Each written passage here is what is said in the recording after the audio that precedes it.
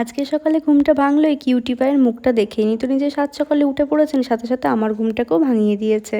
অন্য কেউ ঘুম ভাঙালে আমি একটু রাগ করতাম, কিন্তু এই মিষ্টি মুখটা দেখে কি রাগ করা যায়?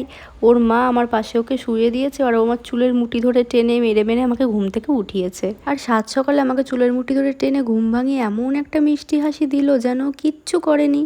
আর আজকে তো জামাই ষষ্ঠী, তাই বিছানা থেকে উঠেই দেখছি ভাজা হচ্ছে ফুলকো ফুলকো লুচি। আজকে ব্রেকফাস্টে খেয়েছিলাম গরম গরম লুচি, ঘুগনি আর তার সাথে মিষ্টি। আর তারপরই কলকাতা থেকে চলে এলো আমার আর এক মাসি, ওর এবার প্রথম জামাই ষষ্ঠী।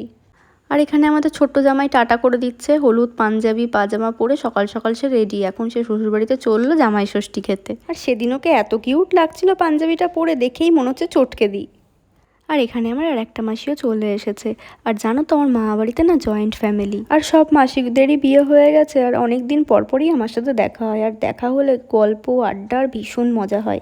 আর আজকে দুপুরবেলা অনেক কিছুই রান্না হয়েছিল। তো কী কী রান্না হয়েছিল চলো তোমাদের সেটা বলি।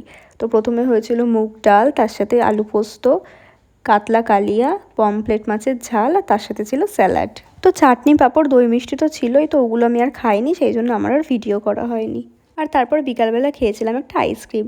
আর এই দেখো রাত্রেবেলা কুটুস কি এখানে মজা পেয়েছে, মজা পেয়ে ভীষণ হাততালি দিচ্ছে। আর ও যখন কোনো কারণে ভীষণ খুশি হয় তখন এরমভাবে জোরে জোরে হাততালি দেয়, কি কিউট না?